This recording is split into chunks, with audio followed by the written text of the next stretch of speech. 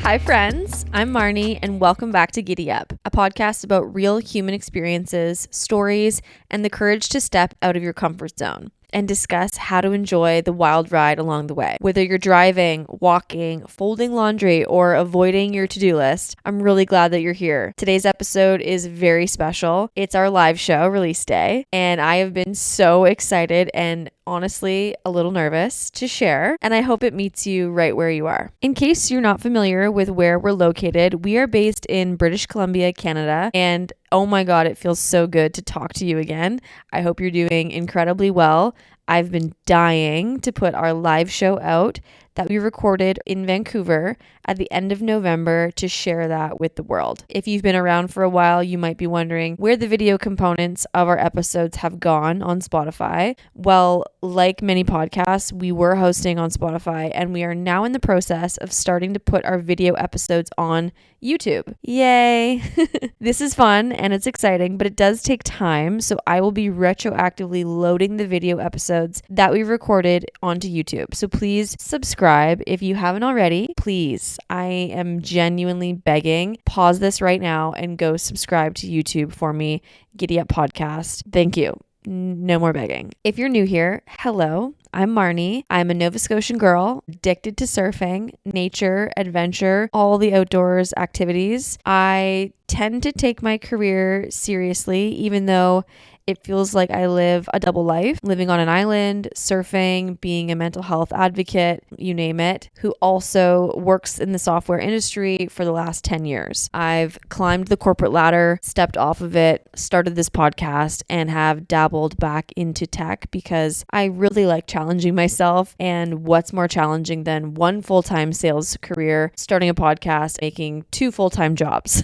Only one that pays though, and one that I am very, very passionate for. So if you want to know why I started the podcast and all the tea about my childhood and how I got here, go listen to my first solo episodes. They are my absolute favorite. You can listen to them on Spotify or Apple or wherever, and it will give you a lot more context for the live show that you're about to listen to. Right before December, we hosted our very first Giddy Up live show at Funk Cafe in Vancouver with Worth, and our goal was to have 40 guests, and the show proceeds would help fund therapy for those that really need it. We wanted the show to feel intimate and bring a good turnout, but not be too heavy or too crazy for my first live show. And we freaking sold out the show, which was just such an electric feeling. It was a really special night. I will literally never forget it, and I forget a lot of my memories. I really wanted to talk about specific topics surrounding mental illness that we rarely get to discuss in a public setting, but the ones that are really important and we've all dealt with or are still silently dealing with. And with that in mind, I want to offer a trigger warning. We do cover heavier themes of schizophrenia, depression, anxiety, and a mention of attempted suicide. These topics were held in a very safe setting, and I'm just so grateful and in awe of both of our guests, Hero and Connor, which you will hear more on. Before I roll the show, I have 3 very quick takeaways that I would love to share from going through this experience. Number 1, I really love bringing people together in a physical setting. There is nothing more fulfilling than setting a scene for community to gather, share stories, and just connect in person. It really is just a very special, buzzing feeling deep down that I get, and I love being a part of that. Okay, number 2, very personal, and I want to highlight because it's something that I can and will improve on.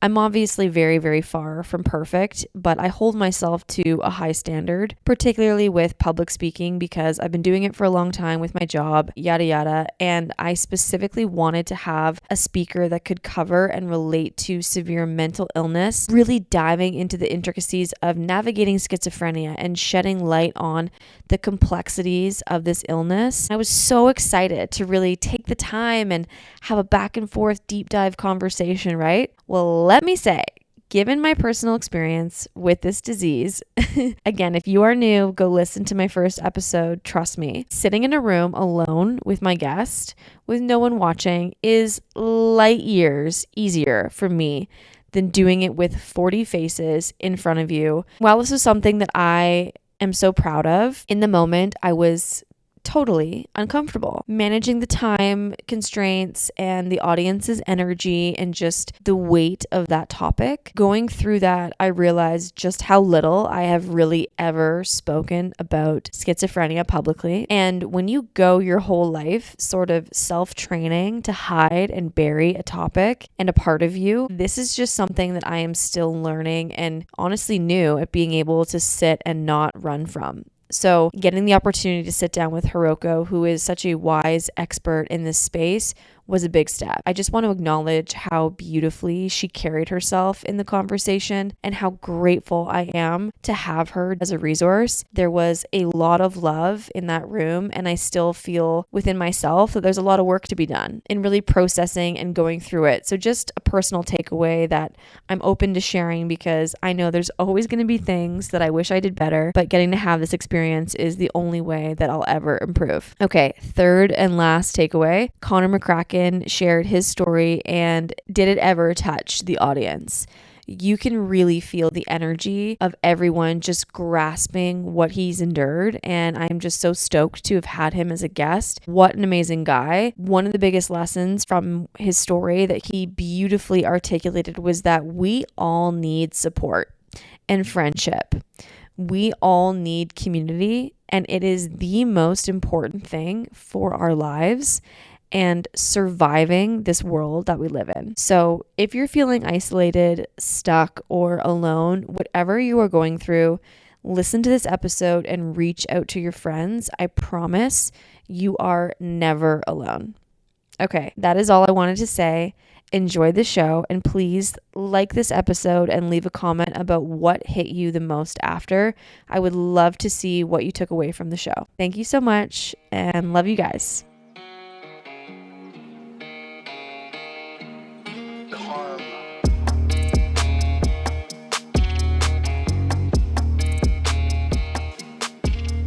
Hi, everyone. How do we sound? We sound okay? Good, sound good. I'll get us started. Hi, everyone. My name is Lucas. I use he, him pronouns. And I am the community events manager at Worth Hats. Before I get into Worth and what that is, I want to do a small land acknowledgement. So I just want to acknowledge that we are currently enjoying this event on the unceded territories of the Musqueam, Squamish, and Tsleil-Waututh Nation. It's important for us to acknowledge that while we're in these spaces and understand that as much as we're having fun and we're enjoying it, that this is unceded land, and it comes with a lot of history. So I hope that we recognize that as we go throughout tonight. Like I said, my name is Lucas. I work with a company called Worth. If you haven't heard of Worth before, who we are, what we do, we're a hat company and we're a mental health foundation. And how those two things come together might be quite a question, and I'm going to explain that to you. So Worth, spelled W-I-R-T-H, started back in 2014. There was a man named Jacob Worth, and Jacob's dream was to start his own hat company. Jacob loved hats. He loved what they stood for. He thought they were more than just an accessory, but really fulfilled someone's identity. And a few friends encouraged him to do it. And so in 2014, Jacob was in the process of starting his own hat brand when unfortunately he took his own life. Jacob never spoke about mental health. Jacob never saw a therapist. Jacob never said he was struggling. In most people's eyes, Jacob was a happy person. So a friend of his, after Jacob took his life, decided to make 25 hats for family and friends in memory of him, and to encourage not only just pursuing our dreams, but encourage speaking out, and a reminder that our lives are worthy of something, pun intended. And that's kind of where the Worth story ended. And until about 3 or 4 years later, another close friend of Jacob as well was going through a mental health kind of crisis and was sharing a little bit. And when things seemed to be getting better, Philip also took his life. A very similar story. While Philip did share, he didn't see a therapist. He stopped talking about what he was going through, and ended up taking his life. And at that time, a friend of Philip's reached out to the person, Ben, who made the original 25, and he was like, hey, Philip and Jacob were close, and if you ever decide to bring Worth hats back into the world, or if you have any left over, I'll be the first to buy one. In memory of Philip, in memory of Jacob. And that's when Worth came back into the world, back in 2018. And so Worth was created in memory of Jacob and Philip, in memory of Jacob's dream, in memory of these two people and the lives they lived, but also an advocacy for mental health. So what we do now is we create hats. Proceeds from all of our hats go towards our foundation. And what our foundation does is we help cover the cost for people who can't afford therapy. We've just surpassed 8,500 sessions sponsored to date. Huge. Thank you. And the main thing is that we're in this space to make mental health less big and scary and have fun while we do it. So we host events like this, our Worthwhile series, where we bring people together, partner with amazing people to share stories, to have fun, to enjoy these beautiful moments together. So I thank you for coming out. I thank you for being part of this. I guess we're here for something, so I'll pass it over to Marnie. We are here. Tell us what's going on. Thank you. Thank you for passing it over. I am at a loss for words, honestly. Seeing all of these people that I love so much in the same room just brings tears to my eyes. I followed Worth immediately back in 2018 because I really was passionate about what they were discussing. Nobody else was talking about mental health when I found them, and I desperately needed them at the time. So to know that we're doing this today is just like mind-blowing for me. So I just really appreciate them being so willing to support and help out. Okay. Welcome to the Giddy Up Live show. Thank you so much for being here. It is an honor to be here with you and do this in partnership with Worth. My name is Marnie. I'm the host of Giddy Up. This is the human experience podcast where real conversations meet real connection. And every episode we dive into the topics that have shaped people's stories, whether it's starting a business or recovering from a brain injury, navigating grief or anxiety, or traveling the world. We really dive into all of it. Heartbreak, new beginnings. We leave nothing off the table.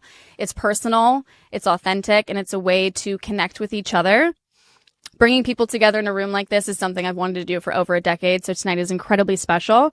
Like Lucas said, I'll be hosting 2 conversations. Each will be about 30 minutes long. If you're new to Giddy Up, raise your hand. I'm just curious. Anyone that hasn't listened to an episode, oh wow, we got a good amount. Thank you guys for coming. You're all a part of the family now. I'm going to dive into a little bit of where it all started, but first I just want to thank my friends that are here, some of which that have come from Victoria, Nanaimo, and even Tofino. So thank you so much. Your support from the very beginning means everything to me. I can't even tell you. Before we dive in, raise your hand if you know someone who's been affected by mental illness. Wow. Okay, everyone look around.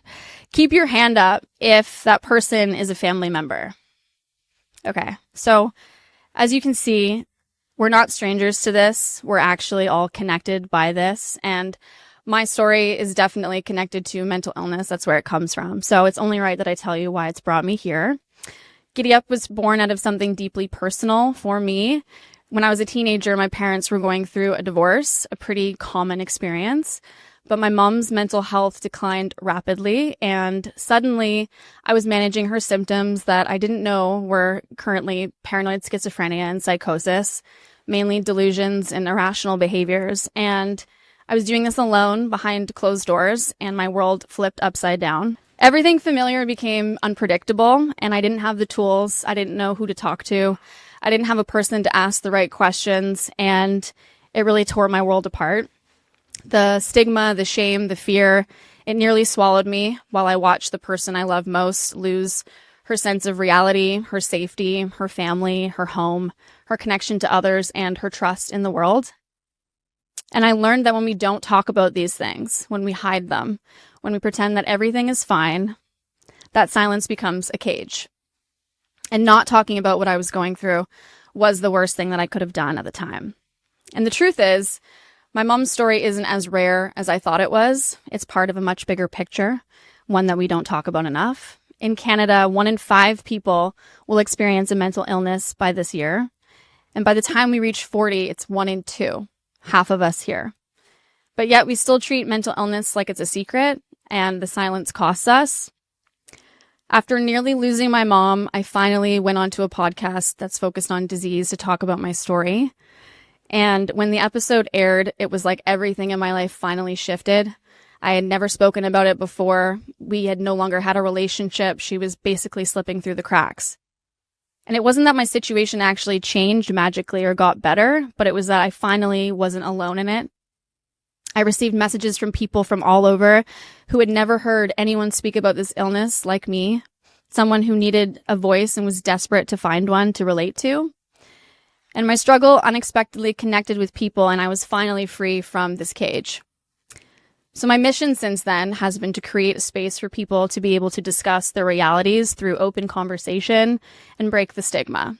And that is why I created Giddy Up, a podcast with purpose to speak freely about what's going on in our lives and have these conversations that we're all really craving. And even when facing uncertainty, it's so important to find the joys in the highs and the lows of life. And the only way to do that is with a community. And so that's why tonight matters. And that's why I'm so proud to be hosting this event with Worth for Worthwhile Wednesday. They don't just talk about mental health. They show up for it. They advocate and they raise money for it. So settle in. We have a beautiful night ahead of us. Every drink, every bite, to his point, is going to go right to the foundation. Let's listen, let's learn, and let's fucking go, shall we?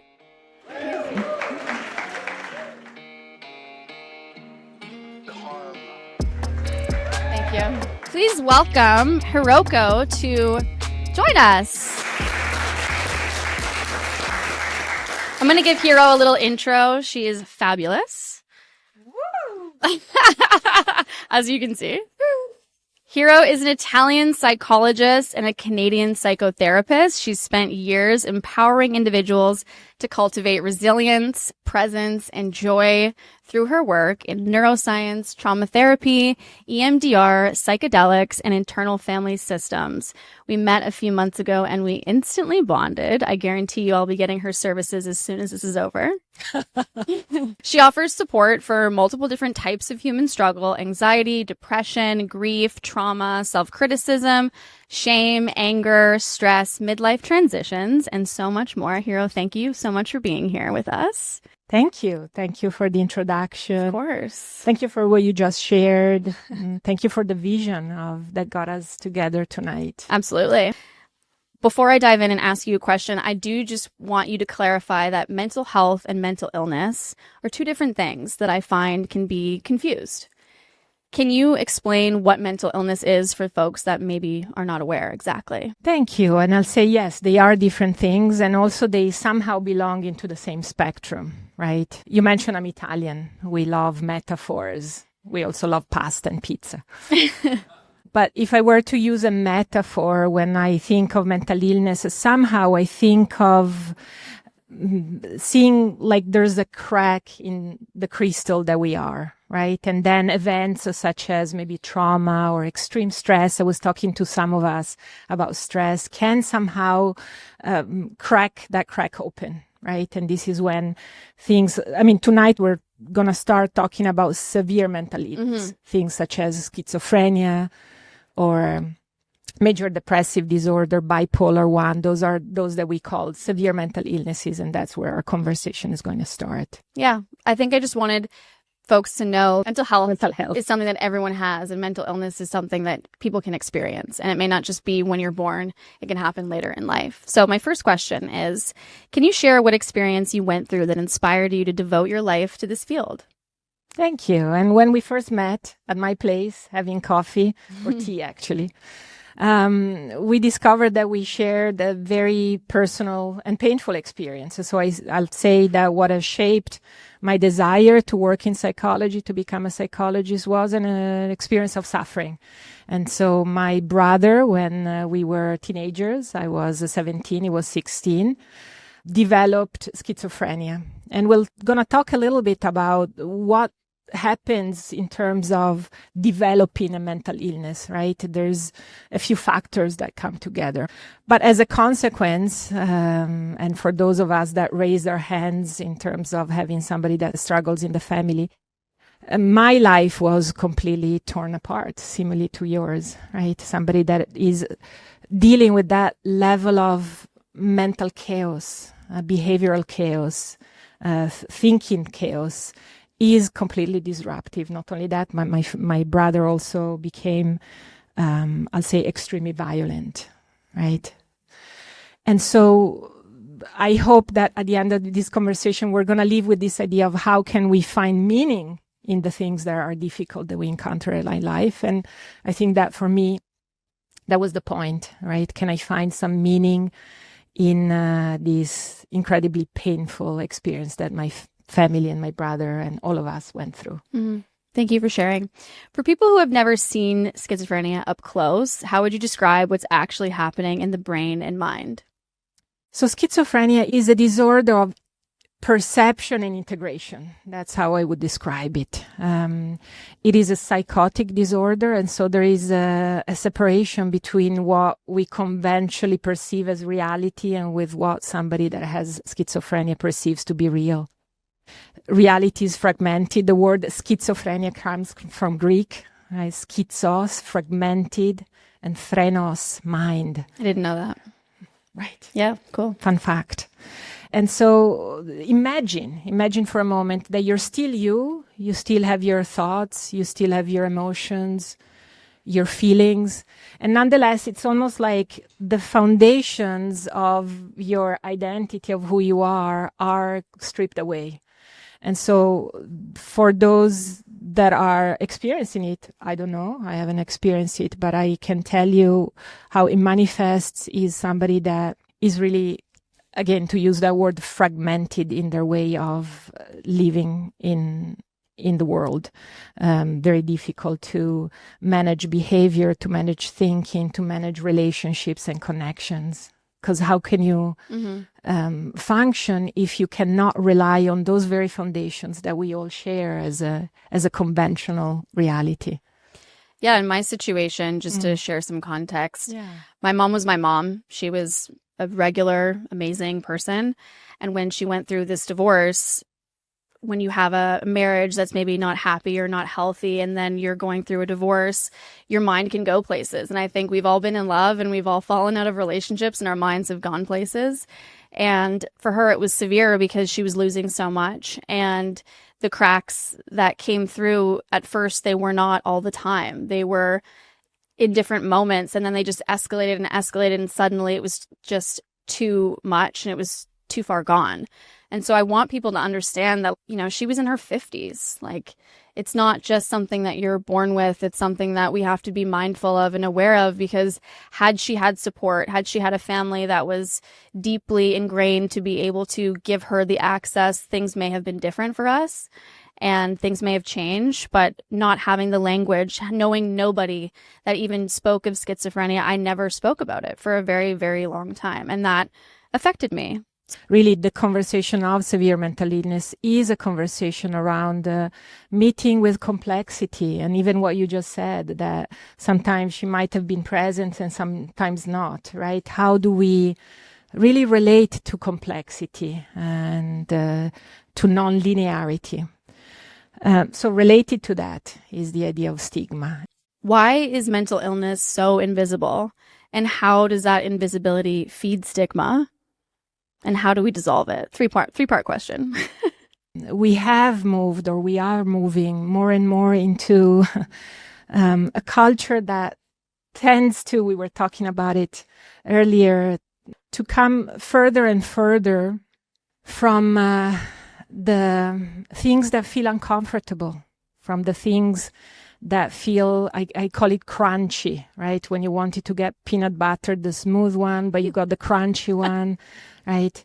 And this starts with us, right? With not acknowledging that I might be feeling anxious and therefore I'm going to go and consume something, or that I might feel some fear and therefore I'm just going to avoid the situation. And so that, I think that culture of avoiding what's discomfort, what's uncomfortable, is tied to this idea of pushing away what is not smooth.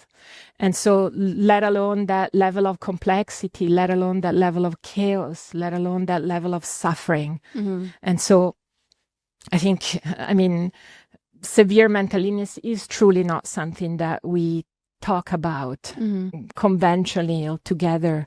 Right. So the stigma starts from there, from keeping it very pushed away and very far from where, maybe in the hope that if we don't talk about it, it'll go away. See it. Yeah. How do we begin dissolving it? I think we're starting today. Like today is an example. Yeah. Right. Let's get together and talk about schizophrenia. How fun is that? How many times have you done that in your life? Yeah. Totally. Let's talk about all the things crunchy. And severe mental illness is a combination of things, one of which is deep disconnection, one of which is being isolated, it's lack of belonging. And so starting from there, if we engage in wanting to create a culture of belonging, a culture of awareness, a culture of vulnerability, a culture of honesty, right? That's where the dissolving of the stigma starts, right? And then I guess psychoeducation, let's not only talk about it, but what can be done. Often the support that we imagine will come from the mental health system actually ends up falling on the family, which can be very detrimental. For anyone that's supporting someone that they love with mental illness, what practical tools or approaches have been the most meaningful in your experience? It is incredibly tolling. And I saw many hands A lot more than I when thought. Marnie asked who has a family member that struggle. And you'll agree, it is incredibly hard. And again, that culture of pushing away, that culture of isolation is not going to help us at all. So for my brother, again, I am Italian, so the system is a little bit different, but we came across this project called the contract of care, this idea that this organization, this nonprofit, would rent apartments and offer them for free to students, maybe psychology students or medical students. And as a contract, they will agree to live with somebody struggling, like my brother with severe mental illness. And the contract is we're going to live all together, and we maybe commit to having a coffee together or to break bread in the evening, right? Or to check in with this person that lives with us. Allow them to integrate into the world. And Yes, absolutely. They had this idea that severe mental illness has to be sprinkled and parceled around, that it truly does belong to the community and not just to the family. Suffering belongs to all of us, right? And if somebody is struggling here, that should touch me as well, right? It truly is about that fabric. So this helped my family initially a lot. Then my brother, sadly, the degree, the level, the severity of his illness was so serious that he had to find a different solution. But that really brought me to the deep embodied realization of the importance of holding the healing all together, holding healing together. for Canada, for folks here, is there any tools that you can recommend for someone that's helping someone? Well, there are places where folks get to live together. Yeah. And so that's definitely something that is not unique to Italy. Maybe this one combination was unique to Italy, but there is exactly in my neighborhood, there is a place called the Gordon House where folks that struggle with mental illness can get together. The unique idea of that project was that it's sprinkled around, that it's not a bunch of folks that are struggling getting together, but that we're somehow incorporating mental health with mental illness so that we can all kind of learn from one another. Amazing.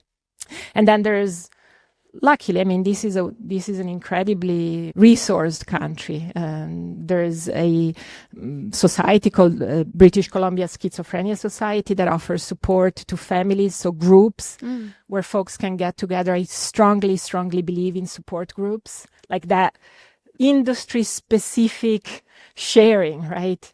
And so that you'll get together with folks that know exactly the level of struggle. Supports of that type is really incredible. Thank you for sharing. That's great. You're so welcome. You've talked about the golden hammock. I have. I love this idea. Can you explain that idea and what inspired it? Yeah, it's a little bit of what I am kind of taking us all towards as a map, right? This idea that if we hold the healing all together, like two arms or two hands, as opposed as a bunch of hands holding those that suffer together, right? And so imagine sitting on a nail as opposed to sitting on a hammock. Imagine sitting on something that's wider and that's softer, that holds you more. Kind of spreading the help. Spreading the help. Yeah. Mm-hmm. Yeah, I mean, in my case, I'm very lucky. I have a friend in Halifax who is a landlord, and she's allowing my mom to live there. And without that, with my mom going in and out of the hospital, I don't know how we would have been able to get her that support. And she'll check in on her here and there, and that's like all I could ever ask for. So I feel like just knowing that you have people in your corner that are there for you is absolutely essential. And that's it. That is being part of that golden hammock. If I know of another family that's struggling, can I send a little text? Can I check in with this one person? Can I invite them out for a cappuccino?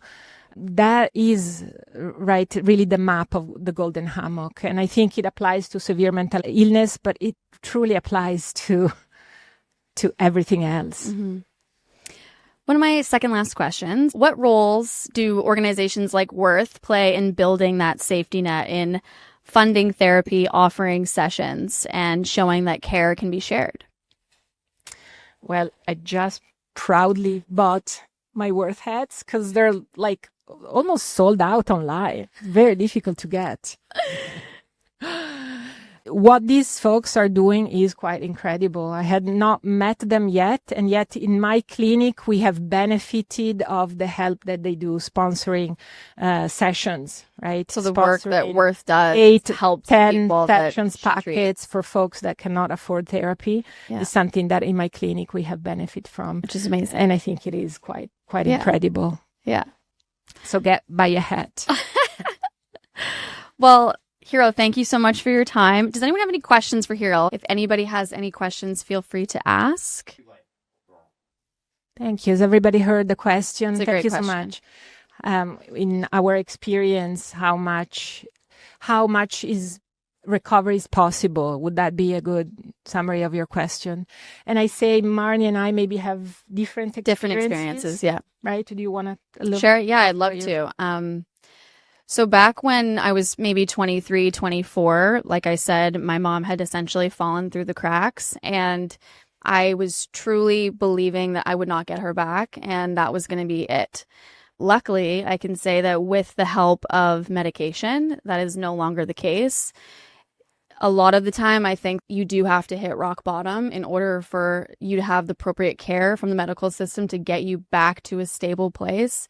And I have a relationship with my mom again, and she is in a much more stable place where she can live on her own, and the state of her delusions and things like that are nowhere near as severe as they were like 8 years ago.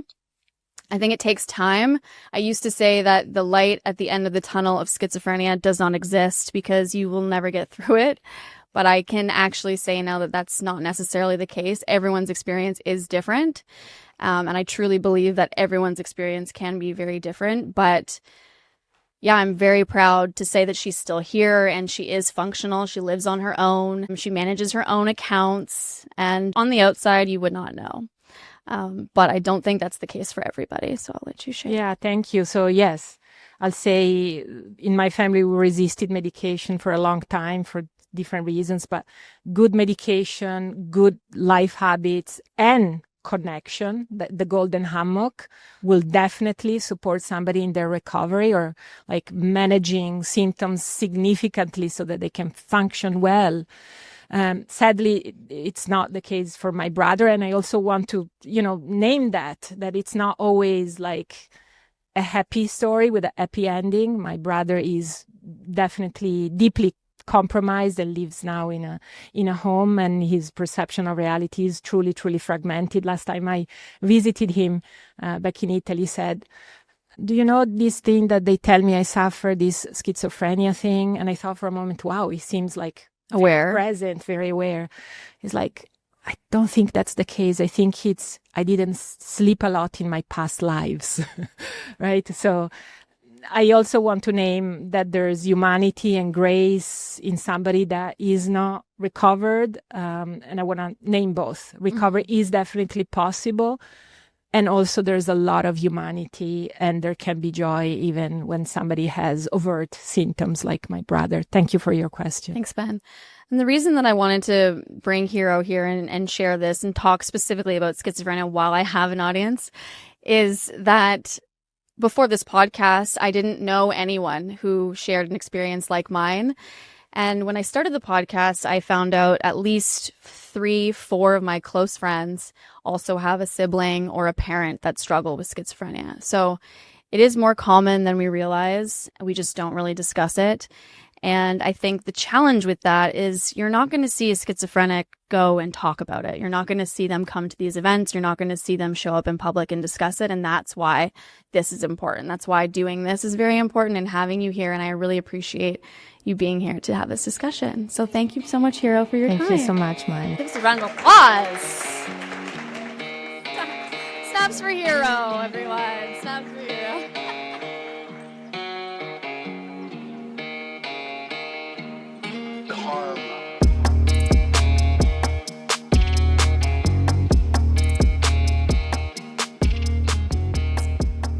Our next guest tonight is Connor McCracken. He is a storyteller, photographer, and creative whose work has taken him from Lonely Planet to projects across the world in Asia, Australia, Africa, Europe, and Canada.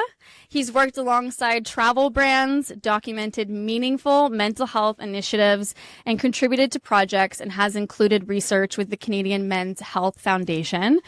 But before all of that, Connor walked through a chapter of life that shaped everything that he's become. His story reflects a truth that many of us carry quietly, that mental health struggles often begin long before we have the language to describe them. A series of unfortunate events that may have seemed small from the outside had a profound impact on how he saw himself and where he fit in his late teens and early 20s. A falling out with friends at a formative age left him feeling isolated, rejected, and alone. He faced severe social anxiety, depression, and eventually an attempted suicide, all while appearing from the outside like someone who should be fine.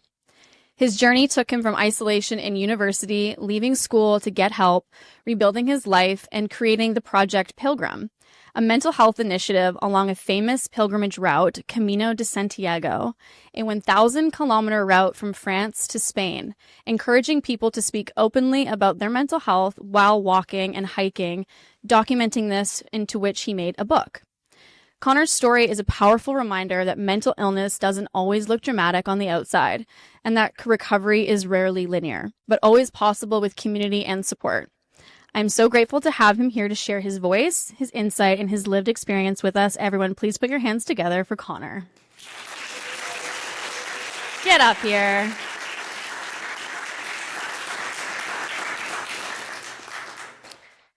Hello. Hello. Before I dive in, I do just want to hear a little bit of you telling your story of what you went through that started giving you the anxiety and started giving you the depression. So do you want to share a little bit about what you went through?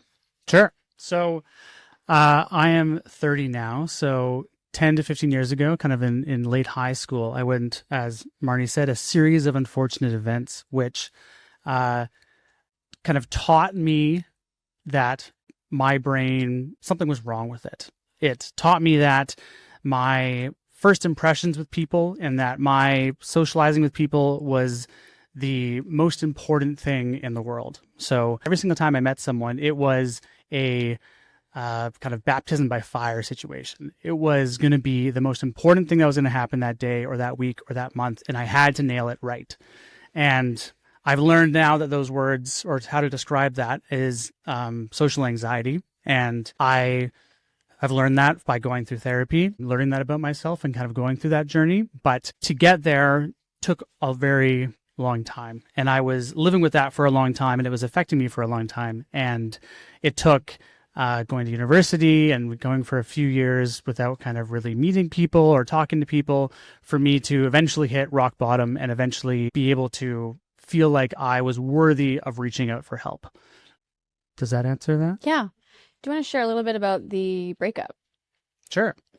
So I was in a relationship in high school, and that relationship lasted for several years. And while I was in that relationship, I kind of pushed away my friends. I pushed away them, and understandably, they were not very happy with it.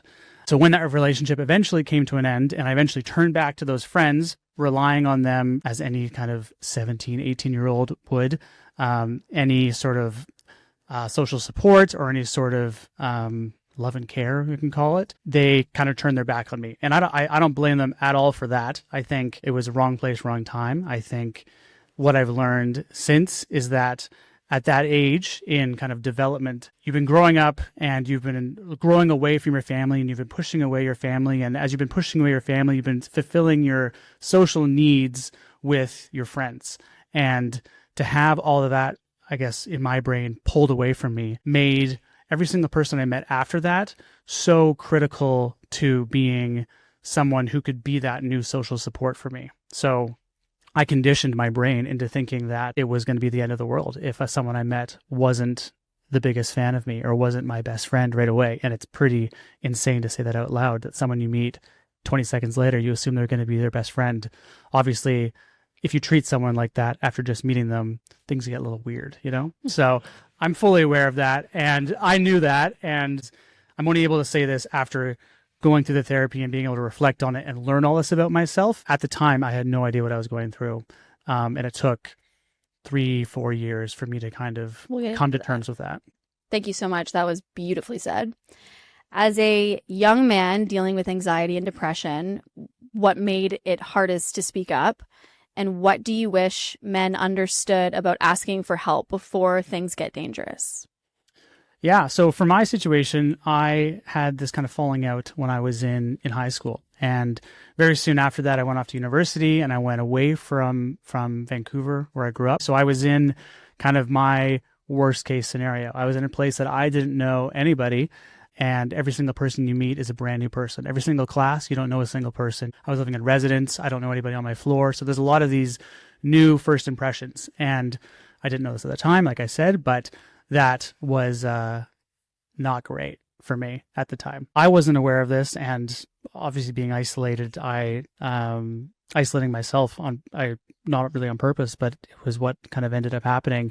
I developed depression, and that depression stuck around for a few years. And it wasn't until I mentioned hitting rock bottom, which was about a year later in my second year of university, that I was able and willing to go get the help I needed. And what that looked like for me is it took a friend who I did have a relationship with, I was friendly with, we'd talk every now and then, we'd say hi, recognizing in me that I was very much not okay. And them kind of giving me permission to feel what I was feeling and that I didn't need to be doing what I was doing, that there is help available and that there is another side of what you might be feeling now. There is ways that you can feel better. I hadn't even considered that. I grew up being well aware of what mental health was. I had mental health experiences kind of in my family and mental illness. I was volunteering with mental health organizations. Like I knew everything about mental health, but I had never given myself permission to reach out and feel that and get help for myself. And so for men, to answer your question, long-winded answer to answer your question, I think we talk about our emotions a lot less. And it was a male friend who reached out to me and said, "You don't look like you're good, buddy. Like you're not doing well. You don't need to be here. Like you can leave school. You can go get help. Like that's okay. Like that's totally fine. It's much better that you're feeling better than instead to be feeling the way you are now." So I would say, yeah, reach out to your friends, reach out to your loved ones, and recognize when you see something off in a friend, because they very well might be waiting for somebody to say something to them that they've never said to themselves. Beautifully said. You've talked about feeling stuck in your own head back then, sinking into isolation. What were the tools? I know you mentioned your friend giving you that perspective, but what were the tools and habits that helped interrupt that spiral once you knew what to do? And what does connection look like for someone who's struggling but can't articulate it? Yeah, I think when I was in it, it was very much a just trying to survive kind of mindset. For me, how it developed was I had developed social anxiety. The social anxiety led to depression, which led to further isolation, which led to worse social anxiety, which led to more depression. So it was kind of this vicious cycle that really prevented me from finding a community and getting support from people around me.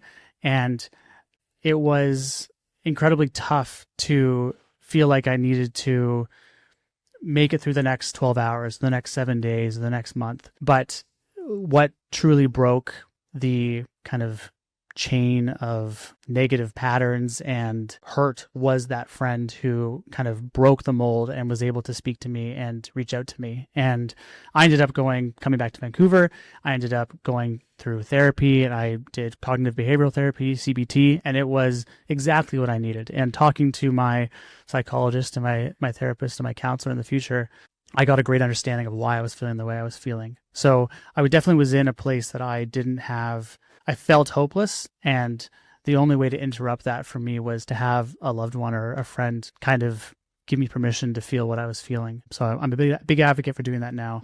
And I know Worth Hats. I am involved with Worth Hats, but they do have a sticker that says check in on your homies, which is a message you got to believe in, because that's how you support your community, checking in on people around you. Definitely. You mentioned CBT. When you and I first met, you shared with me the exercise that they put you through to try and get over your social anxiety. Can you shed a bit of light on what that exercise was?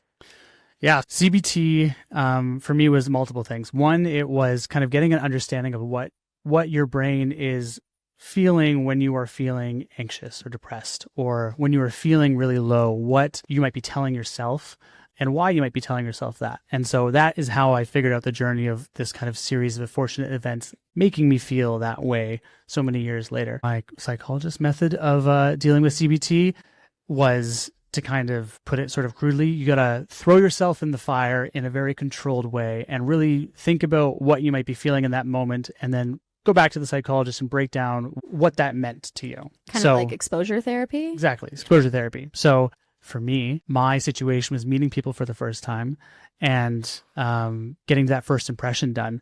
And so I had to go meet a bunch of new people, and I had to put myself in some pretty funny situations to go meet people. Like even at an event like tonight, this would be the most terrifying thing in the world 10 years ago. And for some people it is scary, but it was like debilitating for me. So it was a little very much amplified to what I would think a normal person might feel, and what I feel today. Like I don't associate myself with social anxiety anymore. I think that's a thing from the past for me. But exposure therapy for me was going to my, I would say, worst case scenario, which was a bar, and purposely meeting people. And that's pretty weird because everyone's kind of intoxicated or drunk, or people are being weird and people are running around and whatever it is. And so if you're from Vancouver, the Bimini was my place of choice to go to. The very first time I went, I lasted like 4 minutes in that building. And then I left and I went back to my therapist and I said, this is what I was feeling. And she said, okay, why don't you try 10 minutes? And why don't you try 20 minutes the next week? So I was this guy who was just going there and not talking to anyone and just there. On 4th and Burrard, if anybody is unaware of where the Bimini is, but it's a certain kind of place. Thank you for sharing. That's amazing. I think a big thing that people misunderstand sometimes is that mental illness doesn't disappear just because you're doing the right things. You were doing the right things, therapy, CBT, you went back to school trying to rebuild, and you still hit your worst point after. What do you want people to understand about how mental illness works beneath the surface? Yeah, I think for me, I went back confident that I was doing good, and that I was in a better place. And I think just being back in that situation, maybe I wasn't ready just yet. So the social anxiety, I had understood where it was coming from. I knew kind of what caused it, what I was feeling, why I was feeling it. But the depression wasn't dealt with. I went back to where I was going to school, and that was Edmonton, for those who know Edmonton. And Edmonton, in its best days in my mind, is not the brightest place. But I don't blame Edmonton for the way I was feeling, but it didn't help. So I got back into the same habits and the same patterns and the same isolation that I was in again. So what I would say that kind of taught me about mental illness and mental health is that it's definitely can be an ebb and flow. It can be periods of where it feels like it's not a part of your identity, and other periods that it can come out of nowhere and kind of surprise you and overwhelm you. For me, those periods happened fairly frequently, and it happened several times over the next few years. And I'm definitely in a place now where they don't happen. I haven't had it in several years now, so I feel like I'm on the other side of the worst of it. But the biggest message I learned from that is that it can come and go, and even if you feel like you're $1 million and you're you're past it, it can show up in ways that you didn't plan and you didn't expect and you thought you were on the other side of. Project Pilgrim was your effort towards normalizing mental health. Your intention was to walk 1,000 kilometers across Camino de Santiago, a famous pilgrimage route that hosts 250,000 pilgrims a year as they walk from, I'm going to butcher this, Saint-Jean-Pied-de-Port, France, to Santiago de Compostela, Spain. I am white as fuck. Also perfect. To interview and photograph people you might meet along the way and discuss their mental health and document it and put it into a book. So, first question, why did you want to do this? Where did this inspiration come from? I think the idea for it felt like a victory lap over social anxiety. It felt like if I had gotten over social anxiety, the situation of meeting someone for the first time, if I was to go to the Camino de Santiago and meet all these people who are walking every single day towards this end goal, and I'm going to have a million new people I'm meeting every single day, and I was able to do it, and I was able to succeed in that kind of space, I think that felt to me like a victory lap over what I was feeling before. When I had shared it, let's say publicly, what I was going through, almost every single person I spoke to had some sort of connection to mental health. This was like 12 years ago. So like mental health was not talked about as much. The Project Pilgrim and walking along the Camino de Santiago, I knew that every single person that I'd spoken to since that time I left school had some sort of relation or story or thoughts about mental health and some sort of connection to it. And you're walking 1,000 kilometers for about a month or 40 days, and you get pretty introspective. You're lost in the sauce. You're walking by yourself. Your mind's wandering, and I thought that would be a really interesting place to talk to people about this topic, and it was. Mm-hmm. What did you uncover about belonging, vulnerability, and what happens when people are finally honest with each other? So people come from all over the world. That 250,000 stat was current a few years ago, but after COVID, it's now about 500,000 people. So it's doubled and it's ballooned and it's really crazy busy now, especially in the summer months. You've done it 3 times now? I have done it 3 times now. I was very curious going into this what people from Brazil might think about mental health. Do they use the word mental health? Is there another word for it? Is that a common conversation they have there? There's a lot of Catholic countries who do it. So people from Italy, maybe they would think differently about it. From the countries all around the world, I wondered what sort of universal truths there were about mental health. I learned from talking to people that every single person knew what it was. And maybe with a bit of a language barrier, I had to share a bit of my story for them to be like, oh yeah, that, I know what you're talking about. But I didn't find a single person who didn't know what it was or didn't know someone who had been affected by it or didn't have some sort of thought or introspective perspective about it. I did interview about 200 people on that trip. And prior to that, to kind of practice, I had interviewed 300 people around Canada as well. I was very much a baby photographer at the time, and so that helped me become a better photographer in time to do the hike. I ended up, I haven't really told you this yet, but I used that Project Pilgrim as a tool to meet people, one, but also it's what led me to go into a creative world. I was in chemistry and physics in university, and the last 5 or 6 years I've been working for myself as a photographer and kind of video producer. So that trip is what led me to become a photographer and go into the creative world. That's incredible. Amazing accomplishment. Even the people who you think look the strongest or look like they have everything going right, there's always something that makes them connect to mental health. And so if you're ever looking for an easy icebreaker conversation, just bring up mental health. When I first discovered you on Instagram, I luckily just clicked one photo, and that photo was the word waterproof that you had tattooed on, where do you have it tattooed? On your arm. And so I would love for you to tell the story of where that tattoo came from. Yeah, I have a friend named Zoe, and Zoe is a big outdoors gal. She lives at the foot of Grouse Mountain, and she does the grind every single day. And just a big fiend for hiking every single day and going outside, regardless of the weather. Zoe and I have been friends for many years, and there's a lot of times that she'd invite me to go for a hike, or we want to go do a walk or whatever it would be, and it'd be raining, and I'd say, oh, I don't really want to do it. I don't want to get wet. I don't want to get cold. And she'd kind of jokingly say, don't worry about it. Like, we're waterproof. You'll be fine. You'll survive. Just get like a rain jacket on. Like, you'll be good. And we eventually did a hiking trip a few years ago in the Dolomites. And we both were very much out of our depth doing what's called via ferrata, or like climbing. There were several times that we were very terrified, and we would just look at each other and be like, remember, you're waterproof. You're going to be good. You're going to figure it out. You're going to make it through this. You can do this. So I got this tattoo as a reminder to myself that even if I'm in a situation that might look really tough, might look like something I don't want to do, that I can do it and that I can survive it and that I am capable of doing. Yeah, that's the story behind this tattoo. I love it. So good. If you could offer advice to someone who's silently struggling the way that you once were, what's one thing that you'd want them to hear from you tonight? I think the biggest thing that would have helped me in particular, when I was kind of lost, I was given permission to kind of feel what I was feeling, and that what I was feeling was not crazy, and that there is another side of it and there is help available. I think with a lot of the kind of work I do nowadays, there's a lot of kind of data and a lot of stats that are behind that men don't share their thoughts and their feelings a lot more than they used to. And there's a big trend in kind of younger men in particular, and I say younger, I mean like sub 25. Those people tend to really keep in their emotions.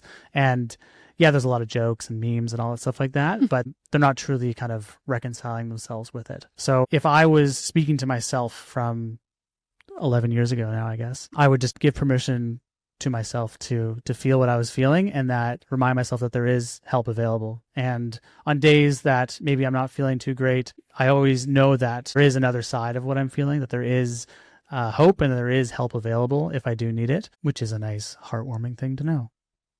Definitely. You've done a lot of work within the Men's Health Foundation.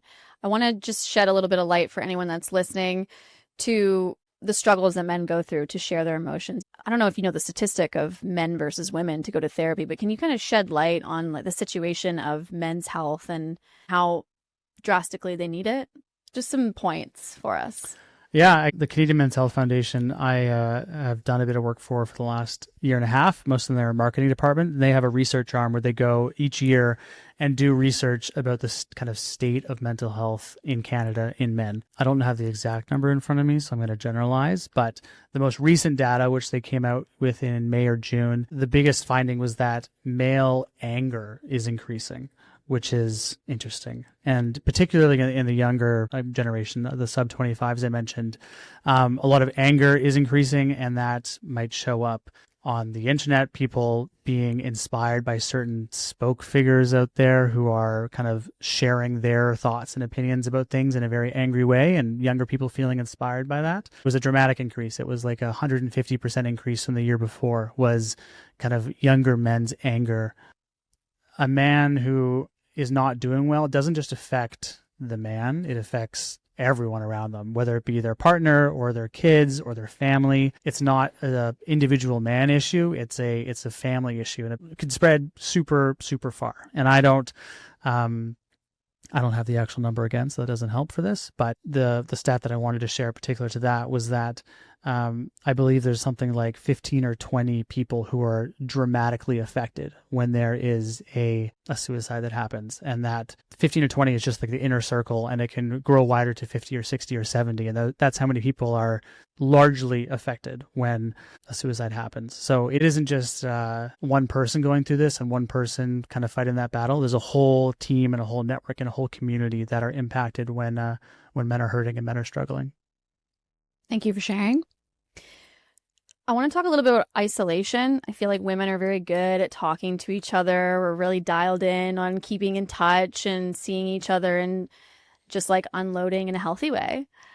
But to your point on the dangers of isolation and how we can help men not hold everything in as much as they do. From my own experience, like I don't talk about mental health with my friends, or I didn't many years before. And I think from what I've heard about my female friends and their female relationships, it can be very different. They definitely keep in touch with more how they're doing, and they're more honest with how they're doing. I'm in school again right now, actually, and I'd say there's like several people in my class who I don't know the name of, but I feel like they're like my best friend, you know? Like it's like, and not in like a social anxiety way. Like, let's be clear there. I had to fix that. Like men's relationships are funny in that you're like, I feel like I know this guy. This guy's my best friend. Like I see him every day, but like I don't know anything about him, you know? Yeah. That's just a guy thing. And it's probably not great. I am making an effort to kind of step out of that kind of comfort zone and try to have deeper relationships with these people who I'm meeting and with everyone in my life. So I shared with some of my classmates that I was doing this event, and people were like, oh, like, that's cool. Like, I had no idea that you were involved with mental health. And like, if you follow me on social media or whatever you do, I talk about it very often. Like, it's a very large part of me. Like, why have I not shared this with people who are in my life every single day? So it's a very interesting thing as to why men isolate themselves. And isolation for me kind of really turned me in to myself, and being in your own head and being in your own kind of echo chamber is a weird and dangerous place to be. And you need community, and you need friends to kind of ground yourself and to bring you back to reality and to bounce ideas off of and to be able to thrive. Thank you for sharing. Exactly to your point, like just making it more of a normal thing to ask someone how they're really doing. And to kind of probe a little bit, because you truly don't know. I think men are good at masking. I certainly was good at masking. You were good at masking. Mm-hmm. And sometimes it's a friend who you really think is completely charming and totally happy that really they're falling through the cracks. So that was one of my last questions, but I did want to turn it over to the audience. If anyone has a question, whether it's about mental health or about your work, I'm just going to reiterate the question for online. Go for it. So the question was, as you're going through this 1,000-kilometer hike, how does the interviews or even your questions change as you're getting further into the hike? And the answers from the people that are hiking, introspectively. The Camino is an interesting one because there is a set path, but you can do whatever you want. You can start wherever you want. And many people do start in the French town that Marnie said that I'm also not going to attempt to say. That route is it's called the French route. It's the traditional kind of original route, but there's loads of different other routes, and people will start at various points in the Camino. You can do a week of it, you can do a day of it, you can do a month of it, you can do whatever you want. And so most people who start on the same day or within a few days, you kind of start to recognize and you get to know, and you're saying hello, and you're having dinner with and things like that. But there's new people every day who are showing up that you've never seen before.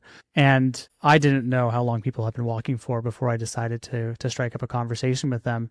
And I didn't want the Camino for myself to also just be me trying to get all these like answers out of people. I wanted to speak to the people who I naturally ended up speaking with. There was quite a few interviews that I did of people who were walking the entire 4 or 5 week route. I would introduce myself and we'd walk for a while, and I'd say, oh, I'm doing the Camino for this. And they say, oh, I'm doing the Camino because I got a month off of school, or I've always wanted to do this. I've been planning vacation for 10 years to do this. And people coming from all different kind of walks of life. I eventually would share my mental struggles I previously had. I used the term victory lap over my kind of social anxiety.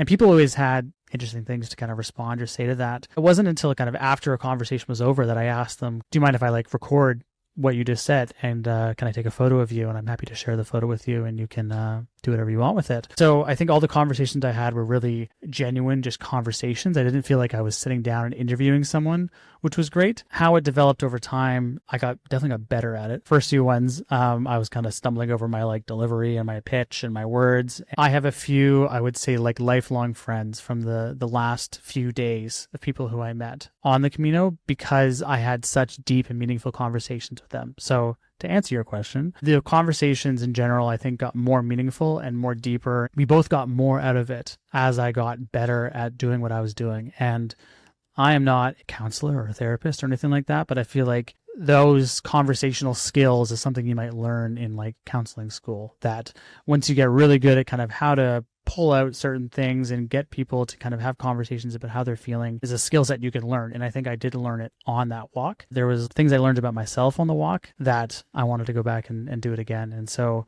when I went back and do it again, I did have a couple mental health kind of conversations. I wasn't taking people's photos, but it is a great topic to bring up if you're walking for 30 days. Everyone's got lots to say. Thank you. Any other questions? It's a really great question. Do you want to repeat it? So Braden so lovely said that in his own journey, he's had low points, and in those low points, he has not given himself the most grace that he could have. And so in knowing that, he's curious to know how you've gotten yourself out of those holes in those situations.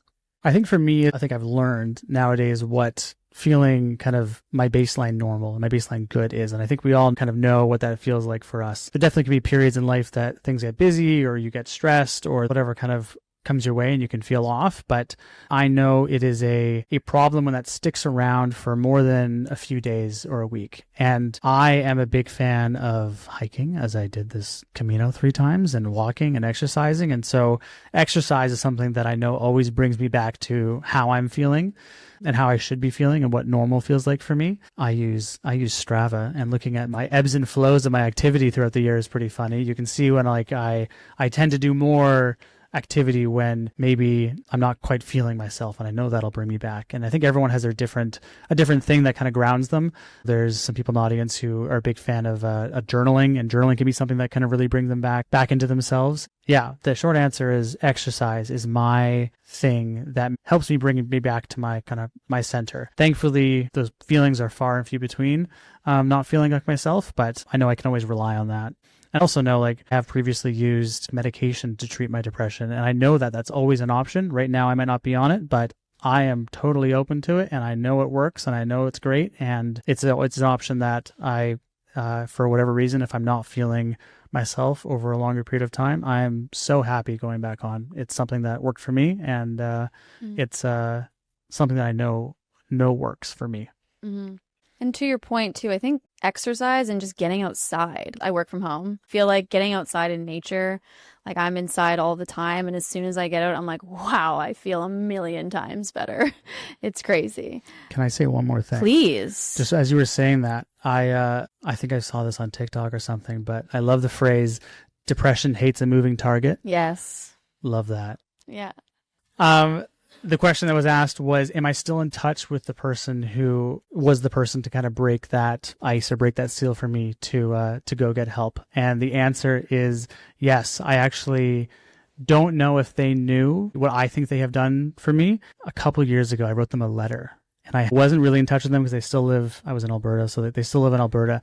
I wrote them a letter, and I ended up visiting Calgary, Edmonton, or where I was, and we went out for coffee, and I shared with them what it meant to me, and they probably had no idea. They probably forgot about this whole thing happened. But since I've written that letter, we're more connected, and we talk more, and we're kind of checking in with each other more. I now purposely will acknowledge when people have made my life a little brighter, made a big change in my life in a good way. That letter was a good thing for me, and also I think they really received it well. So, yeah. Great question. Thank you, Kelly. So Summer stated that she has a lot of men in her life that are aware that they're struggling, but the thought of therapy to them is admitting defeat, and it's not an option for them. And so while they're aware of it, of their struggles, they're kind of refusing to see therapy as a solution for them. And so the end of that question was, what is it in your experience that has helped men get around to therapy and be open to it? Because so many of them are not. There's so many people nodding their heads right now. I feel that this is just, yeah. I won't speak on behalf of the men in your life, of all men, but I think it was those kind of male relationships that was what made me believe that it was possible for me. And I think I try to, with the men in my life, kind of share what I'm feeling and what I've gone through. And they sometimes say oh, I've never really thought about that. I've never really felt that. Or I've never really thought that you were going through that. And I think, to use the hot button topic word, is stigma around men getting help for their mental health. And it takes, in my experience, another man to kind of help them feel that way, which is obviously a very frustrating thing to hear as a not man. But for a man to say it's okay to go to therapy. Exactly. Yeah. And that's why one of the reasons I'm happy to be up here is that I think more men talking about this and more men kind of speaking about this and being public about it can help more men feel okay with it. I'm not going to speak on behalf of Worth Foundation, but anecdotally, a large percentage of their clientele are female. So it's definitely females see counselors more than male. And I might be wrong, and I'm sorry, Clara, if I lied. Yeah, no, thumbs up? Thumbs up. Thumbs up. Okay, good. Yeah. The trend is that females do tend to see counselors more than men. One last quick story, if I can throw it in here. Yeah, please. I remember couple of years ago, I had a car that didn't have Bluetooth, so I listened to the radio a lot. And there was a radio host that was talking about counseling and how they went on like a date with someone, and the person said, "Oh, like, I don't go to counseling." And the person's like, "What? Like, that's crazy. Like, every single person I know in my life goes to counseling. Like, it's crazy that you don't go to counseling. Like, it's not crazy that I go to counseling. It's crazy that you go to counseling." And I think that is a mentality that I'd love to get the world at, where everybody can feel comfortable and have the opportunity to get counseling. And I think Worth Hats is a great way to do that, to kind of further the mission and reduce the barriers around counseling for people who can't afford it and everyone else. So I do think it's a little crazy when people haven't ever talked to a counselor once in their, maybe you don't like it, but yeah, try it once. Maybe most people in this room you're here at a mental health sort of themed event. I'm sure you've seen a counselor or talked about counseling. Yeah, you're doing good in that department. Well, Connor, if there are no other questions, thank you so much for sharing your story with us. It was very beautiful. I do have some closing words that I just really need to say before we end the show and we get to hang out a little bit. I just want to take a moment to express the love in this room. I am totally overwhelmed in the best way possible by seeing so many friends from so many chapters. Thank you so much for being a part of our first Giddy Up live show. And none of this would be possible if it wasn't for your support and your willingness to show up for these conversations and show up for me and our amazing guests that we've had on the podcast. My hope is that you leave here feeling a little bit more connected and reminded that you are never alone, not in your struggles, not in your healing, and not in your story. It's so important to surround yourself with people who lift you up and support you and support your wild ideas and remind you that your voice matters. And that's exactly what all of you have done for me and for everyone here for showing up. So I'm endlessly grateful. Going back to my last card, I've got a lot to say. To our guests tonight, Hero and Connor, thank you for your honesty. Thank you for your wisdom in sharing yourselves with all of us. You've brought so much depth and so much humanity to this space, and I am endlessly grateful. To the Worth team, to Lucas, to everyone that has supported in the background, thank you so much for standing behind mental health in real and tangible ways. Your support is the reason that nights like this even exist. And I'm just so thrilled that we've been able to make a contribution to the Worth Foundation. I don't know how much, Louise, do you know how much we have put down on the bar tonight? $650. I'm going to match that number. So what is that? 1,300? We're going to do 1,300 tonight towards the Worth Foundation. So thank you so much, you guys. Thank you to Funk for the space. Thank you, Louis, for hosting and letting me tear this place apart today. I know I looked wild. Thank you to our sponsors, Pico, for our beautiful tea lights. All of you have a tea light on your seat. I can't wait for you guys to go home and light those bad boys. Pico is also giving 15% off for everyone here on their website using code GiddyUp. These are my favorite candles. They're perfect for the holidays. So if you have any family or friends that want to use Pico, use code GiddyUp. Thank you, Britt, for your support. Thank you for coming here from Victoria. I love you. Thank you to Smart Sweets and Taco Fino for the delicious treats throughout the night, holding us over with these favorite snacks. And on your seats, you will see this little Giddy Up card. It's a thank you card and a QR code. It would mean the world for anyone that's new. I know we have a couple new folks here. If you're not already following the show, please follow the show and listen, of course. If you could listen to some episodes, that would be amazing. If you could rate the show, that would be amazing. I've been sitting at a rating of 69, which I love, but I would love to get it a little closer to 100. It'd be fabulous. Although 69 is a pretty good second. This is really how community grows. So thank you for being a part of this night and helping me build a space where real conversations can actually make a difference. Again, none of this would be possible without you. So thank you so much.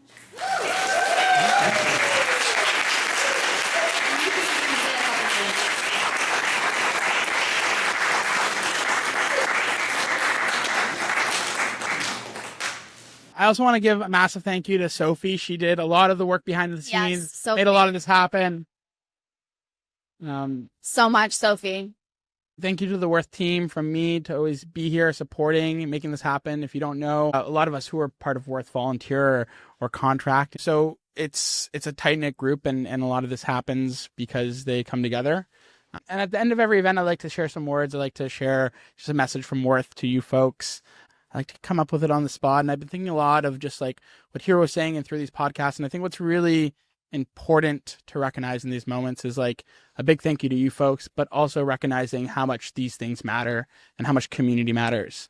And something that's really stuck in my head today is what Hero was saying about that sprinkling of just conversation. I've been staring at this beautiful tree, and I think it's really important to understand as a community that all of us have stories to share. All of us are going through mental health. We all have a mind, and to sprinkle it, we have to turn on our lights. A community is only as beautiful as active as we are in that community. And so I hope tonight that you find some time to speak to people you may not know. I hope you find time to open up, to spark your light, to come alive. I think the beauty in community is for us to be together. And one thing I really love sharing all the time is when you look at worth, when you look at mental health, it can be a really somber conversation. And I always like to say that we can look at the tragedy of Jacob and Philip and they lost, or we can look at the ecstasy of the life they lived. And that's what we're trying to do with Worth, is we're trying to show that your lives are worthy as they are, that there's ecstasy to continue to strive towards, and that you're all beautiful. So I hope after today, you continue to shine your lights, you continue to check in on your homies, check in with the people around you, because we are all gifts and we all deserve to be checked in on and to check on other people. So thank you for supporting what we do. Thank you for being a part of what happens here.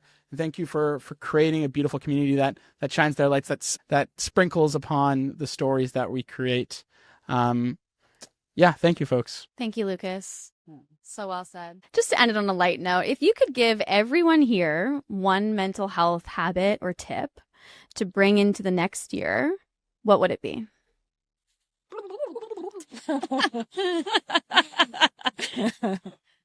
Connor spoke about exercise. Exercise is the same success rate as medication. And then with my friend over there with that beautiful Canadian sweater, we talked about feeling our feet, right? And so what would it be like to feel the crunchy, right? Take a breath. I'm feeling tight. I'm feeling cold. I'm feeling edgy. Or I'm feeling expansive. I'm feeling soft, right? So we call that mindfulness, and it's a thing. It's actually a thing, right? Just 3 seconds of mindfulness. Yeah. Amazing. Thank you. Thanks, everyone. Love you. Love you all. Thank you for coming.